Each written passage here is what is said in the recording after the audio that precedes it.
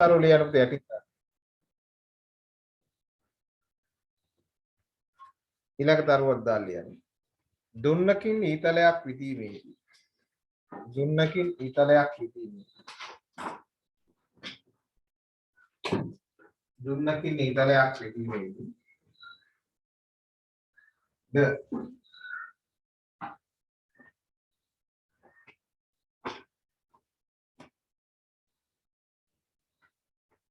කැටපෝලයකින් ගලක් විදීමේදී. කැටපෝලයකින් ගලක් විදීමේදී.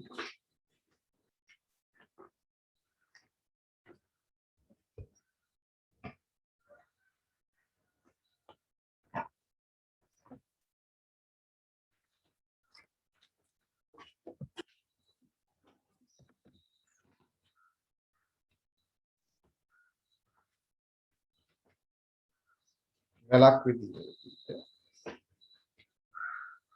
ද්‍රව්‍යවල ප්‍රත්‍යස්ථතා ගුණය. ද්‍රව්‍යවල ප්‍රත්‍යස්ථතා ගුණය.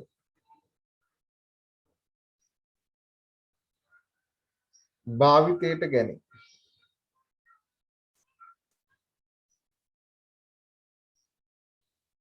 පියානෝ, ගිටාරය, වයලීනය, මැන්ඩලීනය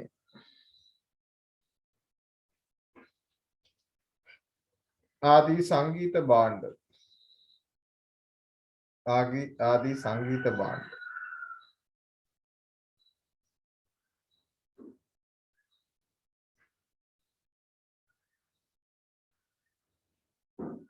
ක්‍රියා කරන්නේ. ක්‍රියා කරන්නේ.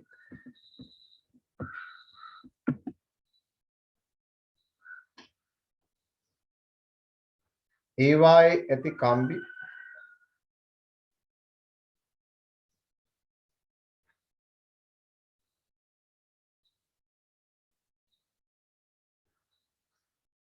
වල පවත්න ප්‍රත්‍යස්ථතා ගුණය නිසායි. ප්‍රත්‍යස්ථතා ගුණය නිසායි.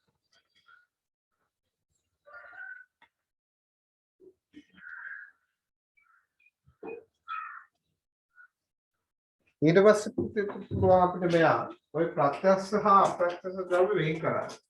දැන් මේ තියෙන්නේ ප්‍රත්‍යස්ස ඝන ද්‍රව්‍ය. මේ තියෙන්නේ අප්‍රත්‍යස්ස ඝන ද්‍රව්‍ය. right? දැන් ප්‍රත්‍යස්ස ඝන ද්‍රව්‍ය සඳහා පුතේ උදාහරණයක් ලෝහ. ලෝහ ප්‍රත්‍යස්ස ඇදෙනවා මුල් හැඩය අත් කරගන්න. රබරු ඇදෙනවා මුල් හැඩය අත් කරගන්න ප්‍රත්‍යස්ස. වීදුරුත් එහෙමයි. වීදුරුත්තේ ප්‍රත්‍යස්ස නැත්තම් වීදුරු කුපුරනවා. හරිද? ඒ නිසා යම් ප්‍රමාණයක් ඇදෙලා නැවත මුල් හැඩය අත් කරගන්න. ඇතැම් ප්ලාස්ටික්. ඇතැම් ප්ලාස්ටික්. දැන් ඔයගොල්ලෝ දැකලා තියෙනවාද ප්ලාස්ටික් පුටු වල වාඩි වුණාම ප්ලාස්ටික් පුටු ඇදෙනවද කකුල්?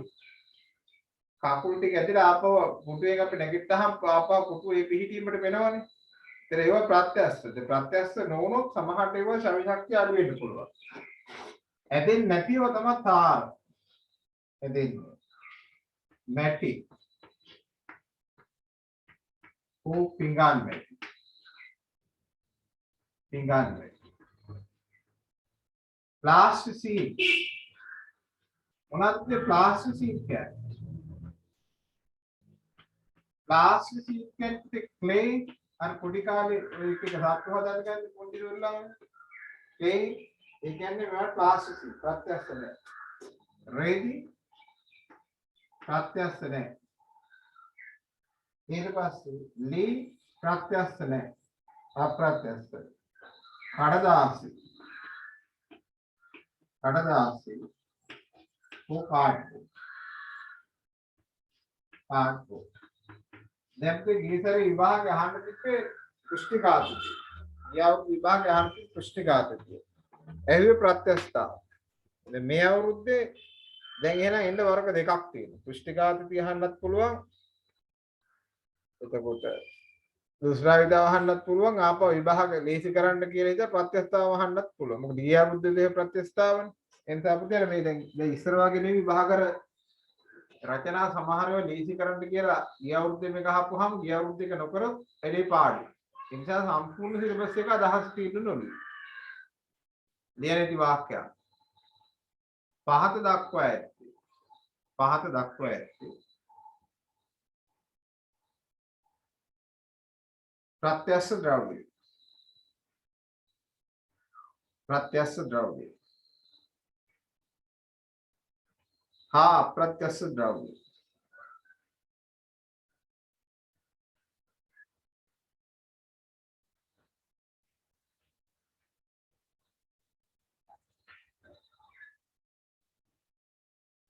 सदा उदाहरण कीजिए.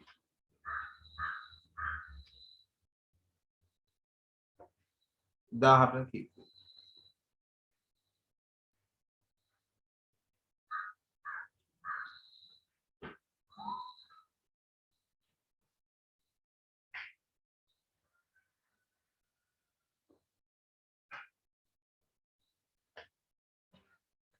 කියලා පුතේ වගුදා ගන්න බං. වගුදා ගන්න.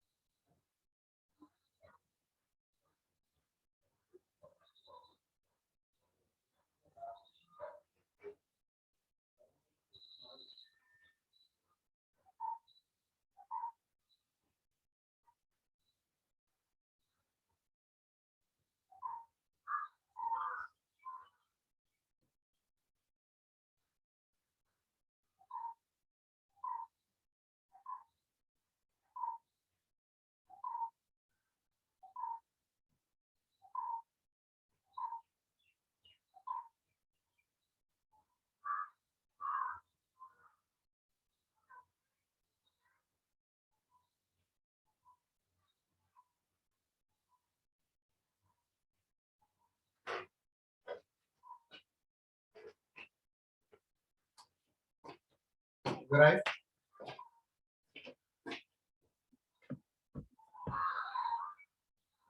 තාලින්ද මේ රුවන් තින්නේ කොහෙද?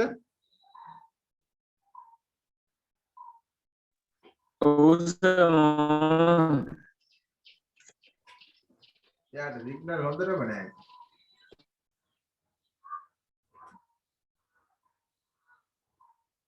සිග්නල් තියෙන සිම් එකක්වත් දාගන්න ඕනේ පුතේ බලන්න. සර් රවුටර්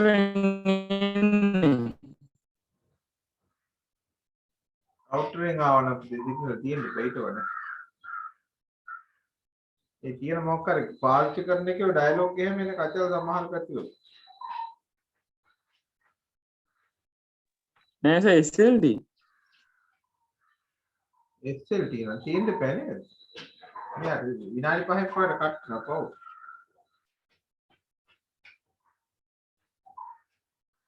ඉතින් ඉවරයි නේද?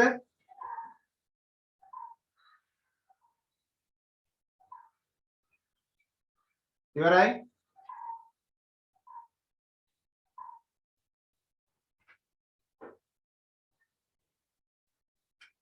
ඊට පස්සේ පුතේ අපි එනවා ඊළඟ තියර එක. මේක අපි කියන්නේ මේ ආතන්න ප්‍රත්‍යාබලය හා ආතන්න වික්‍රියාව කියන්නේ මොකක්ද?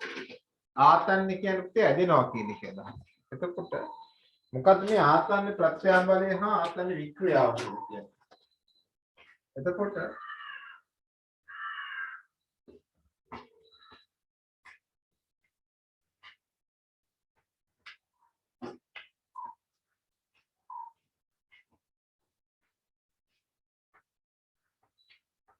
ආතන්න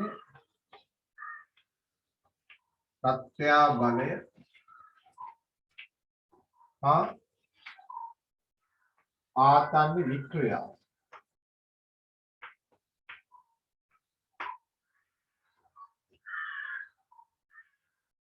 දැන් මේ තියෙන දණ්ඩක් කියලා හිතන්න.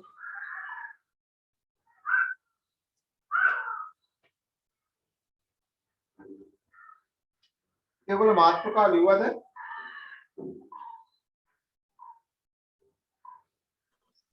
නෑ සර්. ලිව්වේ නෑ නේද? දැන් මේක පොඩි පැහැදිලි කිරීමක් තියෙනවා මේකට කලින් මේක. ප්‍රත්‍යස්ථාව අන්තරානුක ආකර්ෂණ බලින් පැහැදිලි කිරීම තියෙනවා. මේකට කලින් ප්‍රත්‍යස්ථතාව අන්තරානුක ආකර්ෂණ බල මගින් පැහැදිලි කිරීම.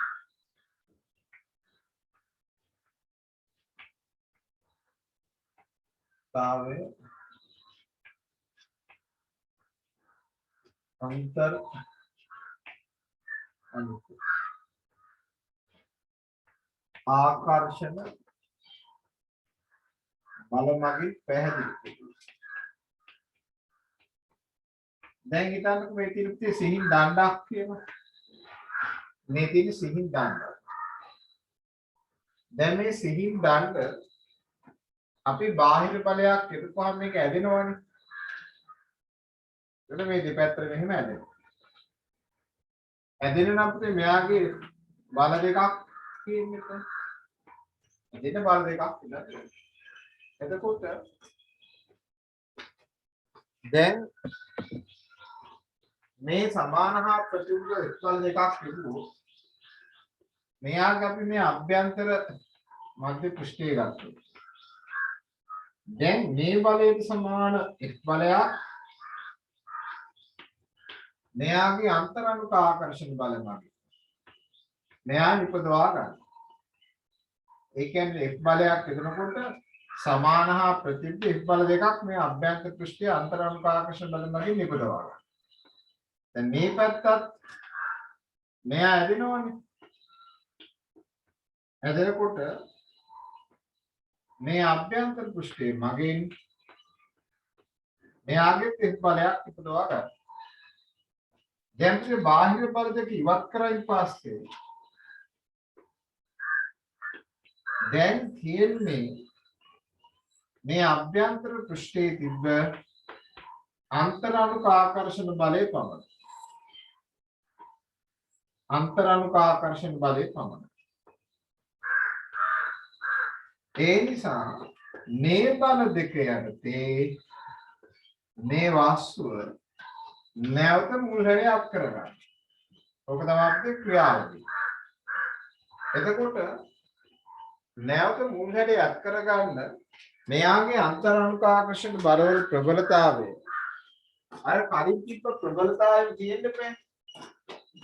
දැන් මෙයා එක් බල දෙකක් වෙනවා. ඒ හා සමාන බල දෙකක් නිව්ටන්ගේ තුන්වෙනි නියමයට අනුව අන්තරානුකාකර්ෂණ බලය නිබදවා ගන්න. මේ බල ඉවත් කරයින් පස්සේ මෙයා එකට එකතු වෙනවා. හැබැයි මෙයා හුඟක් ඇත්තොත් මේ පෘෂ්ඨ දෙක අතර දුර වැඩි වෙනකොට අන්තරානුකාකර්ෂණ බලවල ප්‍රබලතාවය අඩු වෙනවා. ප්‍රබලතාව අඩු වෙනකොට මෙයා බලවල ප්‍රබලතාව අඩුයි. නැත මුල් හැඩය අත් කරගන්නකොට අත් කරගන්නේ ටිකයි. එහෙනම් මෙයා මුල් හැඩයට ඇවිල්ලාද?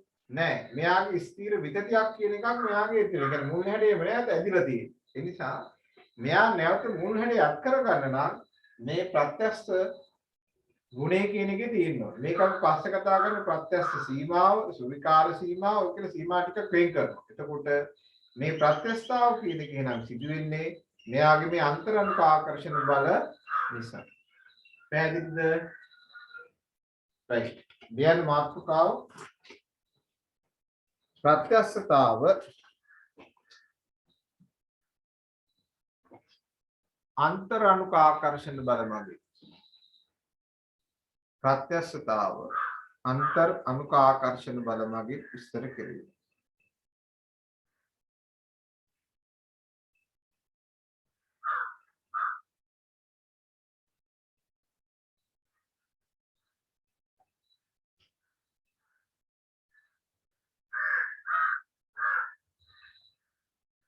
ලියන්න. රූපේ දැක්වෙන්නේ.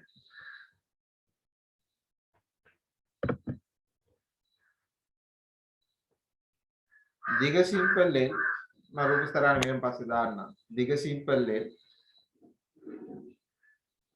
හරස්කඩ ශේෂ්ත්‍රඵලයේ කැපිටල් ලෙන්. හරස්කඩ ශේෂ්ත්‍රඵලයේ කැපිටල් ලෙන්. වන ඒකාකාර සිලින්ඩරාකාර ලෝහ දණ්ඩ.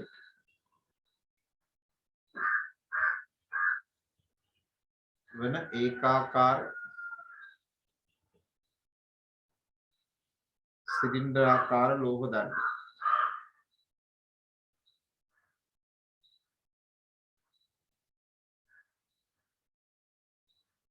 එහි දෙකලවරෙහි ක්‍රියා කරන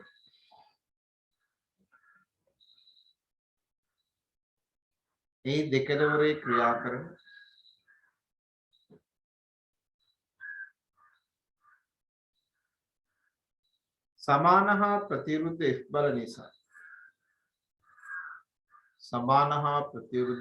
බල නිසා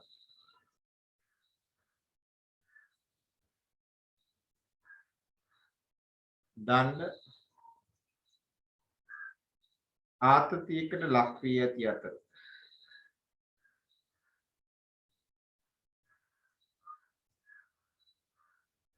එහි දිග සිම්පල් E ප්‍රමාණයකින් වැඩි වී ඇත.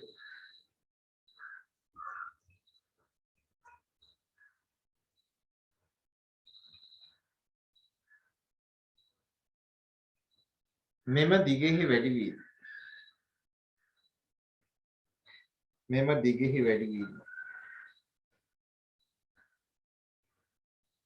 විතතිය ලෙස